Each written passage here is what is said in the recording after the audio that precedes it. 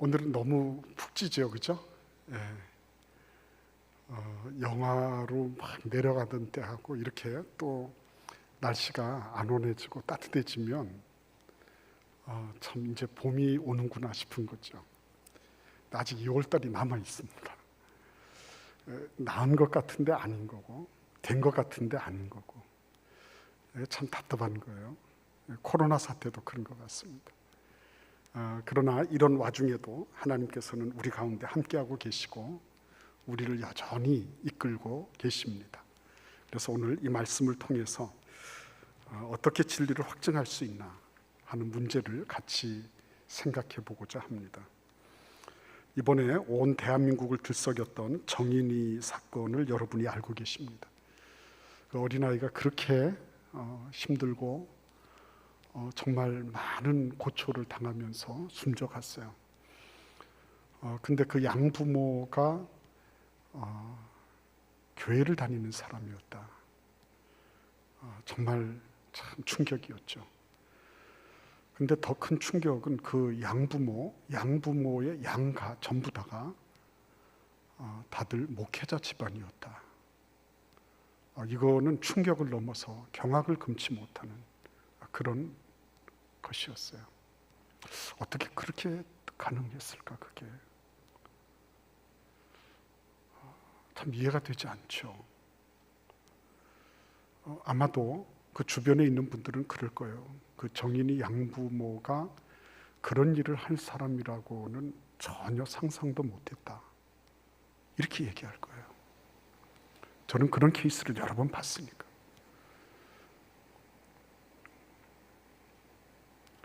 그래서 한나 아렌트는 예루살렘의 아이히만에서 악이란 것이 반드시 표시를 내고 뿔을 달고 칼을 갈면서 오는 것이 아니다. 악은 매우 평범한 가운데 있다. 악은 일상 속에 잠재 있다. 악의 평범성을 얘기했어요. 겉으로 볼 때는 아무렇지도 않거든요. 겉으로 볼 때는 다 정상인 것 같거든요. 그런데 그 정상적이고 평범하고 일상적인 사람이 그렇게 표변할 수 있다. 그런 일을 지속해서 잔인한 가혹행위를 지속해서 할 수 있다. 끔찍하기 이를 데 없는 일입니다. 그러나 악이 평범한 곳에 머물러 있다라고 하는 것을 생각을 해보면 그 얘기는 정인이 양부모의 얘기만은 아니겠다. 나에게도 포함되겠다. 나도 그 범주에서 벗어나지 못할 수 있다. 겉으로 볼 때는 평범하지만, 겉으로 볼 때는 멀쩡한 것처럼 보이지만 악이 그 어느 곳에 가장하고 웅크리고 있을지 모른다 하는 것입니다. 예수님이 그리스도냐 아니냐 하는 것에 대한 많은 왈가왈부, 설왕설래가 있었습니다. 그래서 사람들은, 심지어는 세례 요한까지도 예수님이 그리스도이냐 아니냐, 저분이 진짜 구원주냐 아니냐 하는 것을 헷갈려하고, 그래서 투옥되어 있는 가운데 사람을 보내서 우리가 기다려야 할 그 메시아가 당신입니까? 아닙니까? 라고 단도직입적으로 물어보기까지 한 그런 해프닝을 벌였어요. 그러니까 예수님을 따르면서 예수님을 주님이라고 말은 하고 있지만, 그러나 실은 예수님과의 어느 정도의 거리를 두고 예수님의 말씀에 대해서 뭔가 물음표를 달고 의혹에 찬 눈초리를 보내면서 적정 거리를 유지하는 그런 많은 사람들이 있었다고 하는 것입니다. 그래서 예수님은 오늘 말씀 속에서 너희는 나를 가리켜 주여 주여 하면서 어떻게 해서 내가 하는 말은 이행하지 않느냐, 이렇게 반문하고 계신 모습을 보는 거예요. 답답한 거죠. 그런데 이 답답한 말씀을 듣고 있는 사람들도 역시 답답한 겁니다. 왜? 예수님의 말씀을 들으면 현실성이 없어 보이는 거예요. 나누고 베풀고 해가지고 언제 내가 돈을 모읍니까? 내가 하늘나라를 위해서 하늘나라에 무슨 보물 참고 말씀하시지만 난 지금 당장에 먹고 살아야 됩니다. 당장에 이거 이자 갚아야 됩니다. 당장에 나가 이거 투자해서 성공해야 됩니다. 우리는 다 그런 마음을 가지고 있습니다. 여러분, 예수님께서 그런 경제활동이나 이런 거를 다 거부하셨을까요? 그러면 왜 여인들이 따라다니면서 여인들 자기의 소유로 예수님을 섬기는 것을 예수님은 그냥 다 받으셨을까요? 예수님이 야 너희들 필요 없어. 나는 너희들 코 묻은 돈 같은 거 이런 거 필요하지 않아. 그냥 나는 하늘에서 깨끗한 이슬만 먹고 살 거야. 이렇게 하지 않으셨어요. 예수님은 이 세상의 경제적인 거, 금전적인 거, 물질적인 거 이런 것들을 놀랍게 통찰하고 계신 분이십니다. 그럼에도 불구하고 그것이 중요함에도 불구하고 그것에 노예가 되지 말라는 거죠. 노예가 되지 마라. 그것에 끌려다니지 마라. 그것 때문에 양심을 팔고 그것 때문에 정신을, 중심을 잃어버리고 그렇게 구차하게 살지 마라. 그 말씀이죠. 그래도 우리는 여전히 의욕의 눈초리를 거둘 수가 없는 것입니다.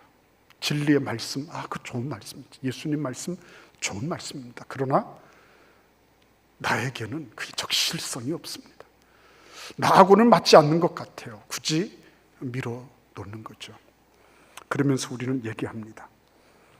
예수님, 그 말씀이 나에게 진리인 것, 나에게 진실한 것, 나에게 정말 꼭 맞는 말씀이라는 것을 나한테 한번 증명해 보시죠.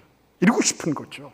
도마가 예수님의 손과 그 옆구리에 난 창자국과 못자국을 내가 보지 못하고 그리고 그 안에 손가락을 넣지 못하면 그러면 넣어보지 않으면 나는 믿지 못하겠다. 아주 과학적이고 실증적인 사고를 도마가 말하고 있었지만 그러나 여러분 내가 그거 굳이 손가락에 그 상처난 곳에 그걸 비집고 내가 한번 보겠다고요. 그 창자국을 그거를 거기에 다시 내가 내 손을 이렇게 넣어 보겠다고요. 인간은 그런 존재입니다. 그래서 다비트 실베르트라고 하는 프로이센 출신의 수학자가 있었습니다. 이 사람은 굉장한 천재였습니다. 수학에서 해결할 수 없는 난제는 없다 이렇게 주장을 했고 그는 실제로 수학의 모든 영역에서 가장 어려운 문제에 도전해서 그것을 풀어내는 대성공을 거두었던 학자였습니다.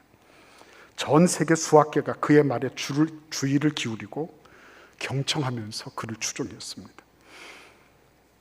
한마디로 수학을 통해서 증명되지 않는 건 진리가 아니고 수학은 그 모든 진리를 증명해낼 수 있다고 주장한 것입니다. 그런데 체코 출신 오스트리아인인 쿠르트 괴델이라고 하는 사람이 등장하게 됐습니다. 이 사람은 실베르트의 그 주장을 아주 정면으로 뒤엎어 버렸습니다. 무슨 말씀이냐면 아무리 그것이 진리라 할지라도 인간이 증명하지 못하는 진리가 있을 수 있다라고 주장한 것입니다. 아무리 그것이 옳다고 할지라도 증명할 수 없는 부분이 있을 수 있다고 하는 것입니다. 이거를 불완전성 정리라고 얘기를 합니다. 제 아무리 모순처럼 보여도 거기에 참이 있을 수 있다는 것입니다. 증명할 수 없다고 해서 진리가 아닌 것이 아니라 오히려 증명할 수 없기 때문에 진리일 수 있다라고 주장한 것입니다. 이게 23살에 나온 논문이에요. 이 논문 하나로 실베르트의 바벨탑이 와르륵 무너졌습니다. 그리고 그간에 이 진리의 증명이라고 하는 그 카테고리 안에, 그 범주 안에 묶여있던 수학과 과학의 세계가 활짝 열리게 된 것입니다. 증명할 수 없는 진리가 있을 수 있다. 이 말은 당대의 존 폰 노이만 같은 그런 대가들도 인간 이성의 한계를 보여준 그런 쾌거다라고 얘기할 정도로 대단한 반향을 일으켰습니다. 이 불완전성의 정리를 통해서 쿠르트 gödel은 논리학의 혁명을 일으켰어요. 동시에 컴퓨터와 양자역학에 아주 중요한 그런 토대를 놓았다 하는 그런 말을 듣습니다. 이 사람은 천재 중에 천재였습니다. 아인슈타인의 절친 중에 절친이었어요. 기인이었습니다. 인간이 증명할 수 없는 진리가 도처에 깔려 있다. 그걸 인정하기가 그렇게 힘들었죠.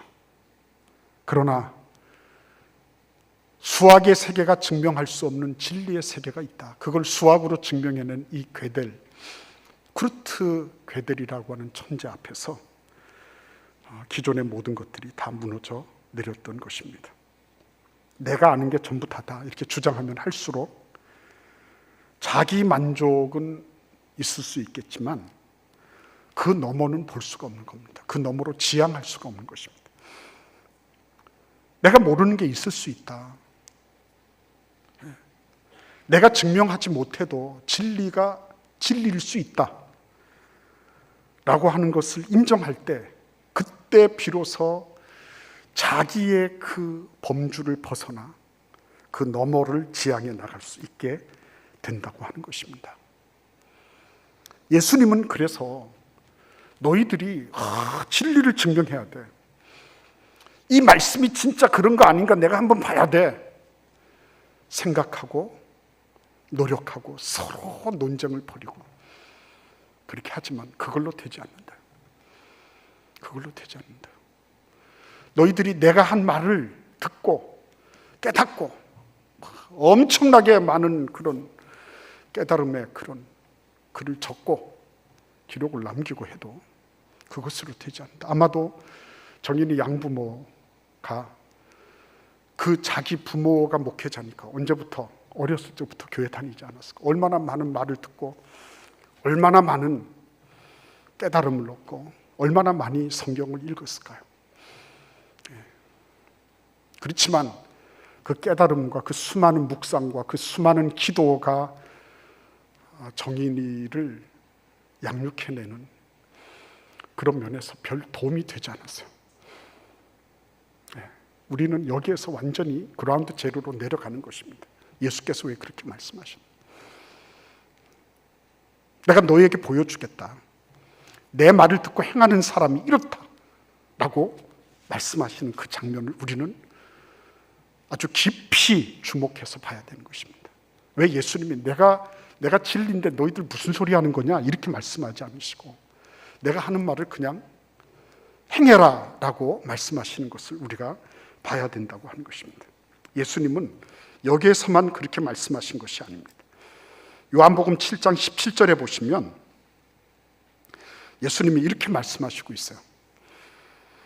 사람이 하나님의 뜻을 행하려 하면 이 교훈이 하나님께로부터 왔는지 내가 스스로 말함인지 알리라. 이렇게 말씀하셨어요. 자꾸만 바리새인들과 서기관들은 나사렛에서 어디에서 난 어떤 용한 랍비가 자꾸만 자기를 그리스도 닮은 어떤 걸로 자꾸 치장한다. 여기에 아주 예민하게 날카롭게 신경이 곤두세 있었어요. 그래서 예수님께 와서 묻는 거죠. 당신 정말 그리스도 맞아? 당신 그리스도 증명해봐. 도전한 겁니다. 그때 예수께서 하신 말씀입니다. 너희가 하나님의 뜻을 행하려 하면 이 교훈이 하나님께로부터 왔는지 나 자연인 아무개가 하는 말인지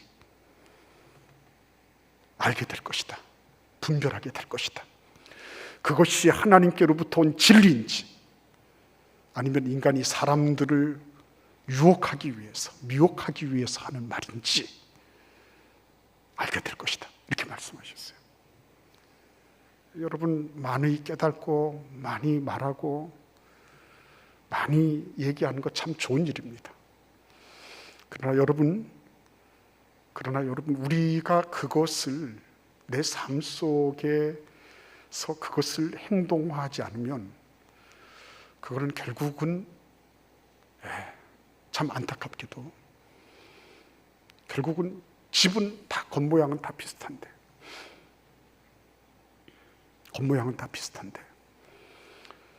어떤 한순간, 어떤 위기의 순간이 왔을 때 여지없이 무너질 수 있다.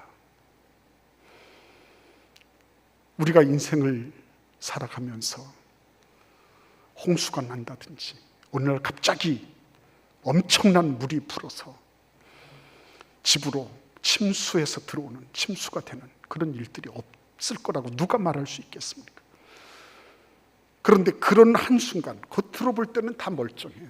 평범합니다. 그런데 그 어느 한순간, 위기의 순간, 그때 진짜 드러나는 거죠. 그것이 잘 지어진 집이냐, 잘 지어지지 못한 집이냐 하는 것은 겉모양으로 드러나는 것이 아니에요. 우리의 직분으로 나타나는 게 아니다. 그 사람이 얼마나 오랫동안 교회 다녔느냐로 말할 수 있는 것이 아니다는 것입니다.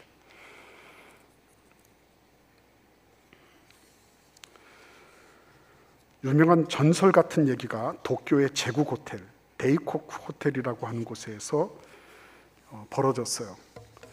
이 호텔은 미국인 건축가인 프랭크 라이트에 의해서 설계되었습니다.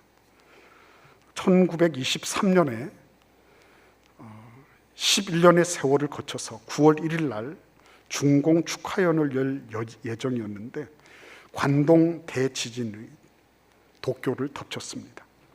그래서 주변의 많은 건물이 그냥 다 붕괴되고 다 쓰러지고 화재에 휩싸였지만 이 데이코쿠 호텔은 끔찍도 하지 않았습니다. 이유는 어디에 있었나? 말 그대로 깊이 파고 어떤 지진에도 견딜 수 있는 내진 설계를 했다고 하는 것입니다. 덕분에 원래 예산은 150만 엔이었는데 900만 엔으로 6배나 불어났어야 했습니다. 그 바람에 이 시공사와 발주한 이 측에서 얼마나 많이 다투고 갈등을 벌였는지 모른답니다. 근데 지진 한번 오고 나니까 다 해결이 된 것입니다. 누가 옳았는지 확실하게 드러나게 된 것입니다. 인생 역시 마찬가지 아닙니까? 그 사람이 아무리 말을 잘하고 옳은 말을 하고 아무리 논리가 정연하고 아무리 의롭다 할지라도 예수님은 그것으로 너희들이 집을 잘 지었다고 말할 수 없다, 이렇게 말씀하십니다. 너희들이 그렇게 말하고 그렇게 한 것에 대해서 네가 얼마나 행동으로 옮겼니? 그거 말씀하시는 것입니다. 그래서 여러분, 이 누가복음을 기록한 누가는 이런 예수님을 묘사하는데 아주 부지런했습니다. 사도행전 1장 1절에 보시면 데오빌로요, 내가 먼저 쓴 글에는 무릇 예수께서 행하시며 가르치시기를 시작하신부터, 이렇게 기록하고 있습니다. 예수님의 우선순위는 행함이다 라고 말하고 있는 것입니다. 예수님의 우선순위는 가르침이 아니시고 그분은 행하는 것을 우선순위에 두셨다, 이렇게 말하고 있는 것입니다. 예수님은 진리를 증명하기 위해서 이것이 그런 거 아닌가 검토하는 시간, 그런 시간보다도 하나님의 말씀이면 먼저 행하시는 것을 우선순위로 삼았다고 하는 것입니다. 누가는 그것을 눈여겨보았다가 성령의 감동하심 속에 그렇게 기록을 한 것입니다. 마태 역시도 예수님의 이 부분을 강조하고 있습니다. 마태복음 5장 19절 하반절에서 마태는 예수께서 이렇게 말씀하셨다고 기록하고 있어요. 누구든지 이를 행하며 가르치는 자는 천국에서 크다 일컬음을 받으리라. 천국에서 크다고 일컬음을 받는 그 사람은 행하는 사람이었어요. 행하면서 가르치는 사람, 그 사람이 천국에서 큰 자다. 여러분, 그러려고 하면 오늘 예수님께서는 우리에게 분명한 행동의 준칙을 가르쳐주고 계세요. 흙을 파내는 작업은 결코 행복한 작업은 아닙니다. 그 흙 깊이 잘 팠다고 해서 사람들이 딱 쳐다보고 잘 됐다 이렇게 얘기할 사람 없습니다. 그거는 본인이 사투를 벌여야 될 일이에요. 내가 그 흙을 깊이 파고 주초를 반석 위에 놓을 때까지 계속적으로 파내려가는 이 작업은 결코 만만한 작업은 아닌 것입니다. 그거는 자기와 끊임없는 투쟁을 벌여야 되는 거죠. 자기를 부인하고 날마다 제 십자가를 지고 나를 쫓으라 라고 말씀하셨던 예수님, 자기를 부인하고 자기를 죽여야 되는 거예요. 내가 죽음의 대상이 되는 것입니다. 남을 죽이기 전에 내가 먼저 죽어야 되는 것입니다. 어떤 그 사제가 그런 얘기했다고 제가 새벽 기도 때 말씀드렸죠. 이분이 중학교 교장 선생님이었는데 어느 날 교장실 문을 열고 달걀을 나눠준 거예요. 삶은 달걀을 나눠준 거예요. 애들이 까르륵 하면서 몰려들었습니다. 근데 언젠가 보니까 한 30명 정도가 와가지고 계란을 30개를 다 나눠준 거예요. 그랬더니 이 교장 선생님한테 어떤 당돌한 녀석이 교장 선생님 기왕에 주실 바에야 다 까서 주시죠. 이래가지고 30개를 또 까서 해가지고 또 준 거예요. 그랬더니 30개를 까서 이렇게 했더니 또 어떤 한 녀석이 기왕이면 소금도 찍어 주시죠. 이래가지고 또 소금도 또 찍어 줘서 여기서 보낸 거예요. 훌륭한 분이죠. 근데 속은 뭔가 석연치 않은 거예요. 기분이 좀 그런 거예요. 그래서 하나님 앞에 기도한 거예요. 하나님, 저것들이 나를 호구로 합니다. 호구가 뭔지 아시죠? 호랑이 입이지만요, 바둑알 이렇게 뒀을 때 같은 색깔 3개 있고요, 그 안에 딱 남아있는 거 호구예요. 그거 딱 들어가면 죽는 겁니다. 근데 거기에다 대고 딱 놓죠. 그러면 영락없이 죽는 거야. 거기에 놓는 사람을 뭐라고요? 호구. 어수룩하고 뭐 좀 덜 떨어지고, 그래서 이용해 먹기 좋은 사람, 그 사람 호구라 그래요. 하나님, 저것들이 나를 호구로 합니다. 기분 참 그렇습니다. 근데 하나님께서 말씀하시더래요. 얘야, 너도 나를 호구로 알지 않냐? 너도 나를 호구로 알지 않냐? 너도 나를 이용해 먹고, 너도 내 이름으로 거짓말하고, 너도 나하고 약속해놓고 쉽게 져버리고, 진짜 나를 호구로 하는 건 너다. 거기 깨달음을 탁 받은 거예요. 그래서 이분이 거기서 또 한 번 딱 꺾이는 거예요. 이게 영적인 깊이를 더해가는 거거든요. 기분 나쁘죠, 그거. 기분 나쁘죠. 나를 무시하고, 나를 만만하게 보고, 왜? 어린 녀석들이 감히. 근데 그때 딱 하나님 앞에 엎드려서 자기를 꺾어버리는 거예요. 이야, 위대한 거죠, 이거. 그래서 예수님께서는 저 멀리 뭐 산이나 동굴이나 뭐 어디 사막에 가서 진리를 추구하는 거, 그거 말고, 이 진리는 우리 안에 지금 현재 우리의 삶 속에 이 진리를 초대할 수 있고, 그 진리를 프랙티스하고 연습하고 훈련할 수 있다. 이렇게 말씀하시는 거예요. 얼마나 감사한 겁니까? 진리를 먼 데 가서 추구하고 어디 가서 모든 환경이 다 돼야지, 그래야지 뭐 수련을 닦고, 이게 아니라 우리가 진짜 한마디 한마디 내 삶 속에 내 주변에서 일어나는 일들 하나하나 보면 거기에서 나를 한 번씩 죽여나가고 그때그때마다 십자가 예수의 피로 나의 그 더러운 것들, 여러분 흙 파내면 흙만 있는 겁니까? 거기 뭐 여러 가지 것들 다 나오고 지렁이도 묻어나오고 쓰레기 묻어놨으면 쓰레기도 나오고 다 그런 거 아니에요. 그런 작업을 해 나가는 거거든요. 자기를. 그렇게 해서 부단히 그런 작업들을 해 나간 이후에 그 다음에 누구를 만나요? 반석이신 예수님. 그 반석 위에 드디어 주초를 다 깔아놓는 거죠. 그때까지 지속 가능한 그런 일들을 부단히 하는 것입니다. 하다가 나는 여기까지, 이게 아니라 끝까지 가는 거예요. 그래서 여러분, 이 예수 그리스도 안에서 진리를 내가 내 삶 속에 구현해내는, 이거는요, 하면 할수록 어떤 일이 발생하는 겁니까? 더 깊이 더 멀리 나가도록 우리를 이끌어 주시는 거예요. 어느 한순간이 아니에요. 어느 때까지가 아닙니다. 그냥 좀 멈추고 싶은데도 그렇지 않아요. 얼마나 재미있는지 모르는 거예요. 그래서 여러분, 안토니우스 같은 분들은 말씀을 따라서 자기 재산 다 나눠주고 자기 집도 다 주고 그랬어요. 그래가지고 그냥 자기 집 앞에서부터, 오갈 데가 없으니까 자기 집 앞에서부터 수련을 시작했습니다. 말씀대로 산다고.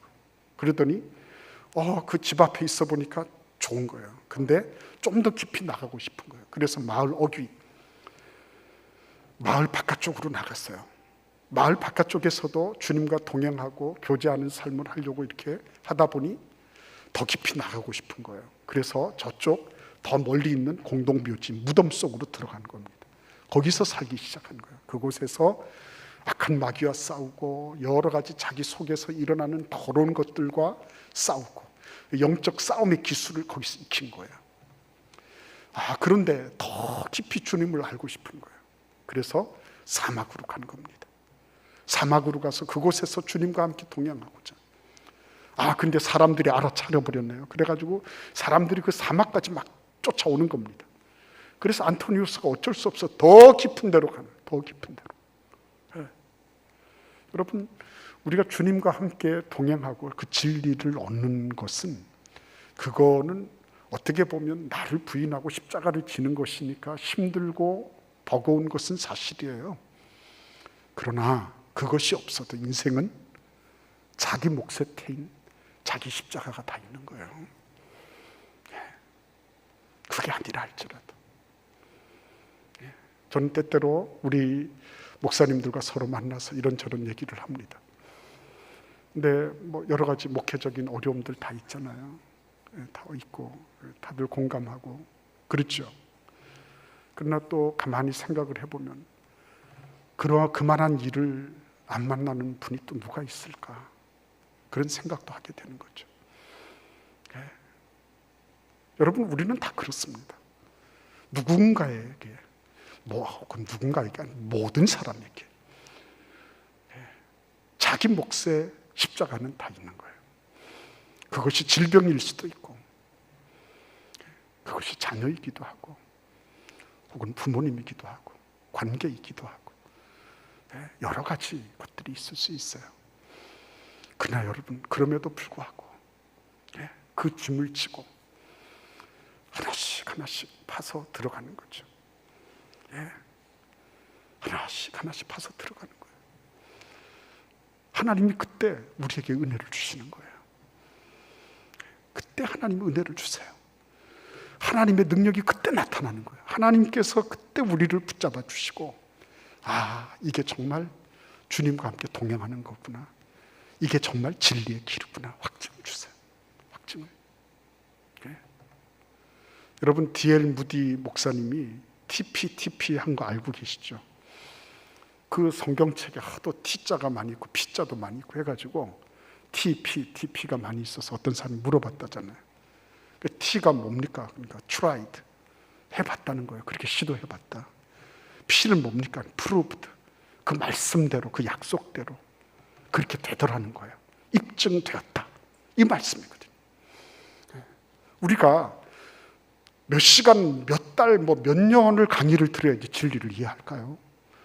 그런데 나에게 주어져 있는 내 삶의 반경 안에서 내가 하나님의 말씀을 아는 대로 순종하고 그 말씀대로 이행하다 보면 어떻게 해요? 이것이 하나님께로부터 왔는지 내가 스스로 말하는 것인지 너희가 알게 될 것이다 하신 말씀처럼 우리는 진리의 말씀을 더욱 분별하고 더욱 확증하고 그리고 더욱 그 확신에 거할 수 있게 되는 것입니다.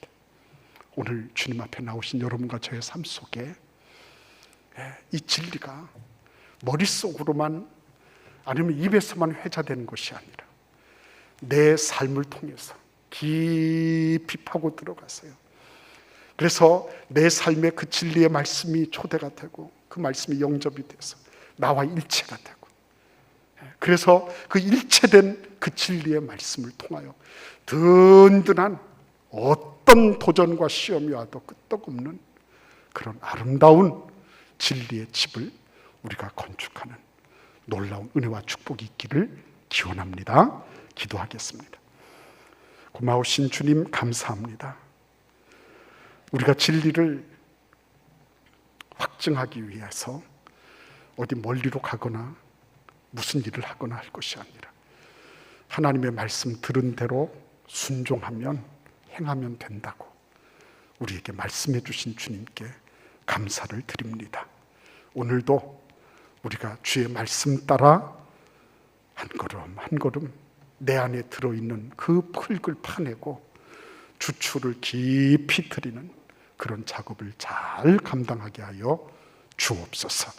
예수님의 이름으로 감사하며 기도하옵나이다. 아멘.